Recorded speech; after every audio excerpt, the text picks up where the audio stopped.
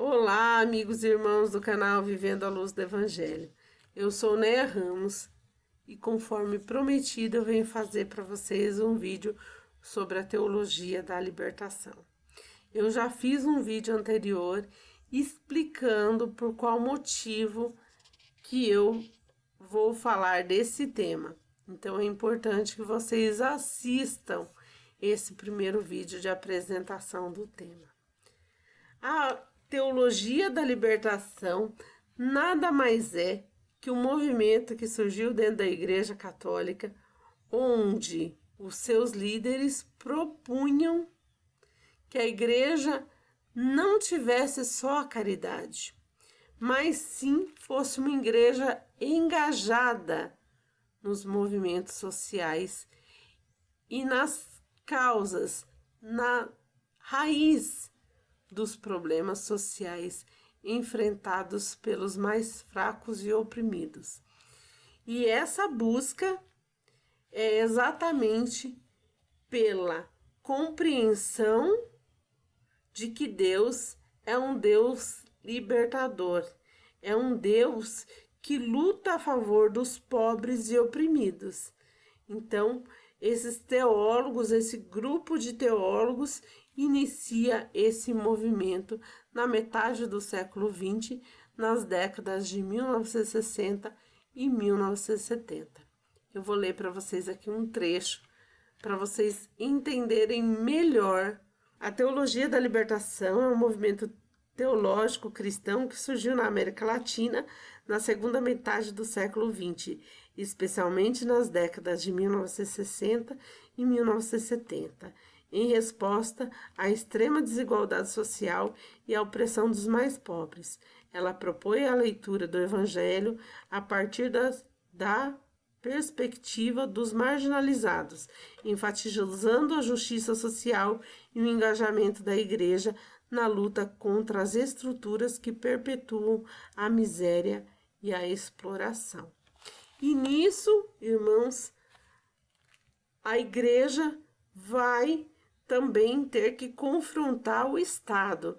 Assim, uma ideia que as pessoas têm, que é uma ideia ilusória, é que religião e política não se misturam. Não é isso que diz a história. Se a gente for analisar a história desde o princípio, a gente vai ver que religião e política sempre andaram lado a lado, caminhando juntinhas uma com a outra. Então a gente tem que basear na Bíblia, mas nós temos que ter a história, porque é a história que vai nos contar como aconteceu. Então, assim, é uma ilusão também quando as pessoas falam que só a Bíblia se basta. A Bíblia é um livro, é a palavra de Deus revelada, é o que a gente tem que revela Deus, mas ela por si só não é suficiente para ser auto-interpretativa, como alguns teólogos e alguns cristãos falam. Todas as pessoas que são teólogas, elas precisam dos registros históricos. Então, a base do protestantismo já esbarra aí. A Bíblia, ela precisa, sim, da história para ser interpretada e para ser revelada a nós. A teologia da libertação, ela vai propor um movimento em favor dos mais fracos e oprimidos. Não só a igreja atuante na caridade, mas uma igreja engajada, realmente uma igreja à frente desses problemas sociais. A teologia da libertação nasceu num contexto de profundas desigualdades econômicas e políticas na América Latina, onde grandes massas da população viviam em situação de pobreza extrema, enquanto pequenas elites detinham o poder político e econômico. Inspirados no Concílio do Vaticano II, 1962 e 1965, e pela Conferência de Medellín de 1968, teólogos latinos-americanos começaram a desenvolver uma abordagem teológica que colocava os pobres no centro da reflexão cristã. Então eu vi muitos vídeos de alguns padres contra a teologia da libertação, onde eles falavam que tirava Jesus do centro e colocava o homem no centro. Então, por isso que eles eram contra a teologia da libertação. E aí os padres mais conservadores vão falar assim, não, isso aí não é válido porque está tirando Jesus do lugar dele, está colocando o homem. Então, é por isso que tem o pensamento conservador. Aqui eu estou apresentando os dois lados. O lado daqueles que são a favor da teologia da libertação e também daquelas pessoas que são contra a teologia da libertação. E agora eu vou falar para vocês de onde provém esses pensamentos, quem foram os teólogos pioneiros nesses pensamentos. Gustavo Gutiérrez, do Peru, autor do livro Teologia da Libertação, Perspectivas, de 1971, um dos textos fundadores do movimento. Leonardo Boff, Brasil, teólogo franciscano, que se aprofundou nas questões sociais e eclesiológicas da teologia da libertação. João Sobrinho El Salvador, jesuíta que associou a teologia à luta pela justiça social e à memória dos mártires da fé. Dom Helder Câmara do Brasil, bispo conhecido pela defesa dos pobres e dos direitos humanos. Então aqui ele está o grupo que iniciou esse movimento. Então não é um movimento fora da igreja, é um movimento dentro da igreja. Agora eu vou falar em que se baseia esse movimento. Baseia na ideia que Deus tem um cuidado especial para os pobres e oprimidos. A igreja deve estar ao lado dos marginalizados, não apenas oferecendo caridade, mas também ajudando a transformar as suas condições de vida. Inspiradas na Bíblia, especialmente nas passagens do livro de Êxodo, a libertação do povo hebreu da escravidão no Egito e dos ensinamentos de Jesus sobre justiça e solidariedade. Essa teologia ela é baseada em 3 etapas: ver, compreender a realidade social e econômica da vivência dos pobres, julgar, analisar a realidade à luz da fé cristã, da moral evangélica, agir, promover ações concretas que transformam a sociedade e superar as injustiças. Então, ela tem esses 3 pilares, que são os pilares que eu falei para vocês em relação ao engajamento da igreja, que a igreja vai ter que ver, julgar e agir nessas questões. Então, como eu disse para vocês, em relação à história, a igreja, a religião propriamente dita, todas as religiões e políticas sempre andaram lado a lado, juntas, caminhando lado a lado. Só que as pessoas, elas têm a mania de falar que religião e política não se misturam e não se discutem. Mentira, a história ela tá aí e ela prova que religião e política sempre estiveram lado a lado uma com a outra. Não tem essa diferença não. Basta estudar um pouquinho da história que as pessoas vão ver. Por que a Igreja Católica se posiciona contra a teologia da libertação? Embora a teologia da libertação tenha surgido como uma tentativa de aproximar a fé cristã da realidade dos pobres e oprimidos, a Igreja Católica, especialmente por meio do Vaticano, expressou diversas críticas e preocupações em relação a essa corrente teológica. O posicionamento oficial da Igreja não rejeita totalmente a preocupação com os pobres, algo presente na doutrina da Igreja, mas condena certos aspectos da teologia da libertação que considera problemáticos. E o maior dele é a influência das ideias marxistas, porque ela está ligada ao sistema comunista e ao sistema socialista. Então, é uma grande preocupação da igreja, o comunismo e o socialismo se alastrar pelo mundo. E isso muito se deve, eu acredito que seja um fator predominante, por causa das mensagens de Nossa Senhora. Em Fátima, Nossa Senhora, ela fala que o comunismo ele tende a se alastrar. Depois, em Garabangal, ela também aparece, mas ela dá uma mensagem muito importante para nós. A de Garabangal ainda não foi oficializada porque não está completa, mas ela dá uma mensagem muito importante para nós sobre como devemos agir frente a tudo isso.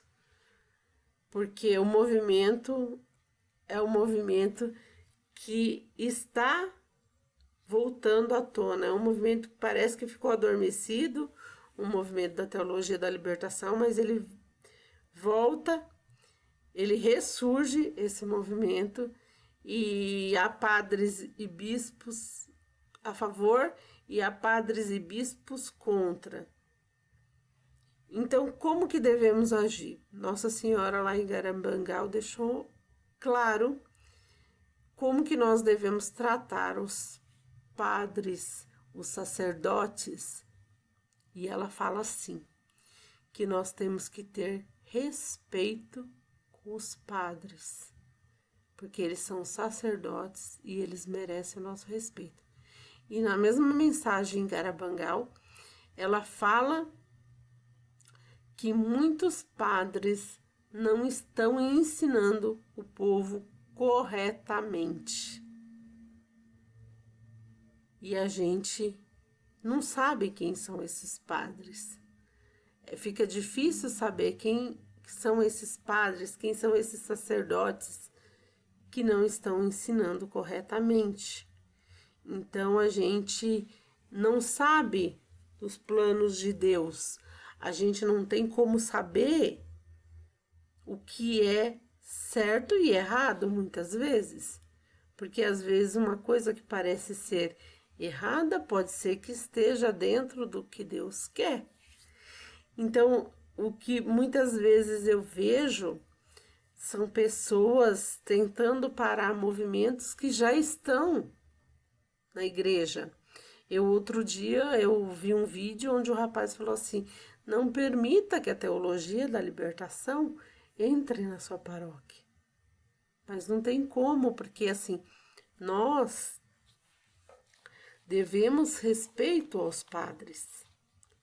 É isso que Nossa Senhora pede lá em Garabangal, que nós tenhamos respeito com os padres. Então, independente se ele for um padre conservador ou ele for um padre da teologia da libertação, cabe a nós respeitarmos o padre, porque ele é o sacerdote. Independente se ele é favorável a essa teologia ou não favorável a essa teologia, então eu tenho que respeitar acima de tudo.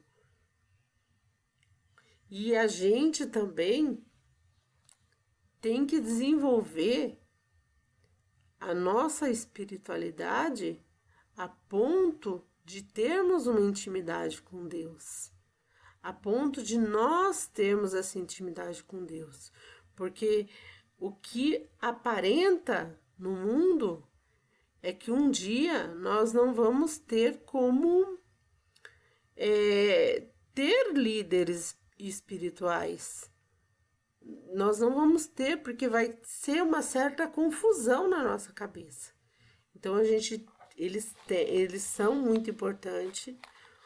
Os padres, eles são muito importantes para a nossa vida, mas cabe respeito a tanto o padre conservador quanto o padre que é favorável à teologia da libertação. Cabe tanto respeito ao bispo que é conservador quanto ao bispo que é favorável à teologia da libertação. Não desrespeitar nenhum lado e nenhum outro. Porque a partir do momento que nós colocamos-nos de um lado, a gente pode estar se colocando do lado errado. E aí, para não errar, só cabe a gente respeitar e ver o que Deus tem para os próximos anos, para as nossas vidas. Há essa grande preocupação com o comunismo se instalar aqui no Brasil e no mundo. há uma grande preocupação, exatamente porque as mensagens de Nossa Senhora apontam que isso vai ocorrer. Mas nós não temos que ficar preocupados com as mensagens que Nossa Senhora enviou. Nós temos que fazer o que ela determinou para nós. Reza, constante oração. Nós não temos que nos voltar um contra o outro. Nós temos que estar em constante oração. É o que pede Nossa Senhora. É o que fala Nossa Senhora, que nós devemos estar em constante oração para o Brasil e para o mundo. Ela não pede que nós voltemos uns contra os outros, como vem acontecendo nas redes sociais. Ela não está falando para nós que nós temos que voltar. Nós temos que assumir um lado e se voltar uns contra os outros. É um movimento que está acontecendo, mas acredito que esse movimento que está acontecendo dentro da igreja, ele tem que ser resolvido pela igreja. Não tem que ser resolvido pelos leigos, pelas pessoas que estão fora da igreja. Ele tem que ser tratado pela igreja, porque a igreja, ela é uma organização, ela é uma empresa. Então, ela tem que tratar isso dentro dela para que a gente tenha a referência. E são 2000 anos. São 2000 anos que a igreja está presente no mundo. E aí, um fiel vai lá e fala assim, você tem que parar esse movimento na paróquia, na sua paróquia. A pessoa está querendo o quê? Que em 2000 anos o negócio foi caminhando, e de repente alguém lá na paróquia fala assim, eu vou parar esse movimento. Não tem como, gente. Não tem como. É ilógico, é até, vamos dizer, é até querer formar uma rebelião das pessoas por um negócio que já está acontecendo. E não foi ontem, não foi... Está acontecendo. Então, assim, a gente tem que aprender a lidar com o que vem acontecendo.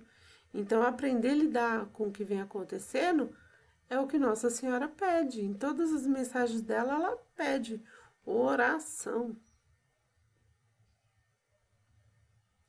Ela pede que se reze. Então, é isso que Nossa Senhora pede, que reze. Simplesmente reze. Então, muitas vezes as pessoas elas estão aí engajadas e muitas vezes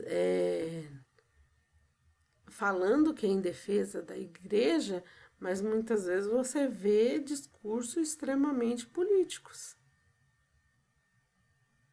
Você vê discursos políticos, ideologias políticas que não estão assim engajadas realmente. É questão política, briga que não tem nada a ver. Então, assim, a gente tem que procurar fazer o que Nossa Senhora está pedindo para nós. Rezar. Porque dias sombrios podem vir. E nós temos que tentar desenvolver cada pessoa a intimidade com Deus. Porque vai chegar um momento que a gente pode ser que não tenha o direcionamento espiritual. Porque se está acontecendo isso de padres contra bispos, bispos contra padres, pode ser que chegue um momento que a gente não vai saber em quem acreditar. Então, por isso que é grande importância a gente se desenvolver espiritualmente. Muitas pessoas não buscam se desenvolver espiritualmente, mas Deus fala diretamente conosco. Por isso que Ele deixou o Espírito Santo dele. Jesus, quando Ele sobe ao Pai, Ele deixa o seu Espírito Santo. Ele deixa, então assim, a unção, ela também está sobre cada pessoa. Mas as pessoas têm que buscarem o Espírito Santo de Deus, para que Ele diretamente possa agir nas nossas vidas. E vai chegar um tempo que nós vamos precisar do direcionamento de Deus acima de tudo, porque muitas vezes nós vamos nos deixar ser guiados por homens de carne e osso como a gente, que erra da mesma forma, que a gente. Então, imagina só a gente não poder ter confiança que é o que pode acontecer em qual pessoa seguir. E a gente tem que escolher um lado. Então, a gente tem que deixar esses movimentos acontecerem dentro da igreja e fazer a nossa parte. Rezar. Rezar pelo Brasil e pelo mundo. É essa a mensagem que eu queria deixar para vocês. Eu peço a gentileza que vocês curtam, comentem e compartilhem. E eu vou falar mais também sobre o tema de Nossa Senhora, sobre as mensagens. Eu vou falar mais detalhadamente, tá bom? Então, um grande abraço a todos e Deus abençoe e ilumine a todos.